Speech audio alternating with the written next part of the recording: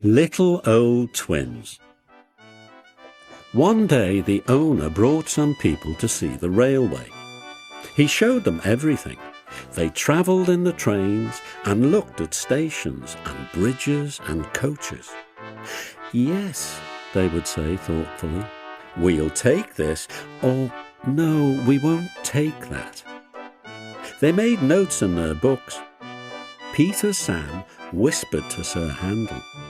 Men came and did that on our old line. And then, said Sir Handel, soon afterwards it was sold, finished Peter Sam mournfully. Peter Sam didn't sing anymore. He wanted to cry. The other engines were sad too. What's the matter with you all?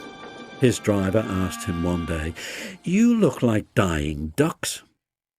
We don't want to be sold, said Peter Sam miserably. Sold? The driver was surprised. Who to? To those people who came and talked about taking things. You silly little engine, laughed his driver. They're not going to buy us. They're going to take our pictures on television. And he tried to explain what that meant. Not going to be sold, not going to be sold, sang Peter Sam. He could hardly wait to tell the others. He told them about the television as well, and they were pleased and excited too. All except Sir Handel. I don't hold with it, he grumbled. Vulgar, I call it. Fancy traipsing about making an exhibition of yourselves. I won't do it, I tell you. Telly something, indeed. Just let the thin controller come here. I'll tell him something.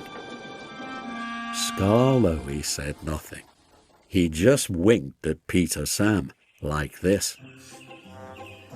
The next day, when the thin controller did come to explain about the television, Sir Handel kept strangely quiet. Now, said the thin controller at last, I want every engine to take part. I don't feel well, quavered Sir Handel. You poor engine, said the thin controller gravely. You can stay in the shed. Sir Handel smiled broadly. And your driver and fireman shall take you to pieces. That will make a very interesting picture. Just what we need. Sir Handel's feelings were beyond words. That's that, said the thin controller. Now, Skarloey, will you take Agnes, Ruth, Lucy, Jemima and Beatrice? Yes, please, sir. I was hoping you would let me have them. Duncan shall have a goods train, while Rusty, with Mr. Hugh and the men, can show how we mend the line. Please, sir, what about me, sir? Asked Peter Sam anxiously. The thin controller smiled. You, Peter Sam, shall pull the special television train. Oh, sir, bubbled Peter Sam in ecstasy. The television men built towers for cameras beside the line. They put cameras on Ada too, and filled Gertrude with wires and instruments. Some trucks coupled behind carried aerials and generators. Everyone practiced hard till they knew just what they had to do. At last the time came and the announcer gave the signal. We're on the air! We're on the air, puffed Peter Sam, and he rolled the heavy train to the shops where Sir Handel was being mended. Sir Handel did not enjoy their visit. We're on the air, we're on the air, chanted Peter Sam. He trundled over the bridge near the middle station. Peep, peep, he whistled to Duncan. We're coming.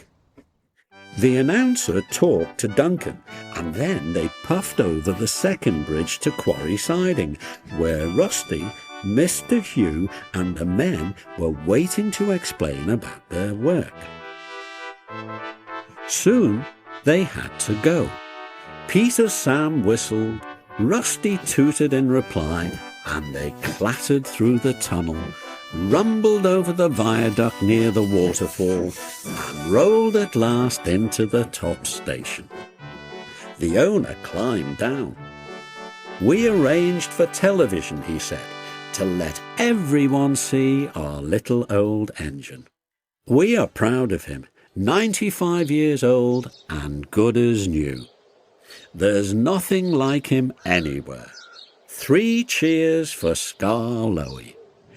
"Peep, peep, peep," whistled Peter Sam, and everybody joined in.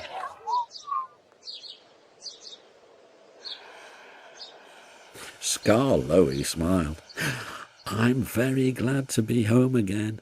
Thank you, sir, and all for your nice surprise. Now I'll surprise you. Listen, when I was mended in England, I found my twin." The owner stared. "Is there really another engine like you?" "Yes, sir," chuckled Skarloey. "There is. Another engine came to be mended too, called Talilin. When the workmen saw us together, they laughed and called us their little old twins. Talilin told me about his railway. It's a lovely one, at Tywyn in Wales. Well, sir, they mended us both and sent us home. But I often think of Talilin. He's 95 years old too, just like me.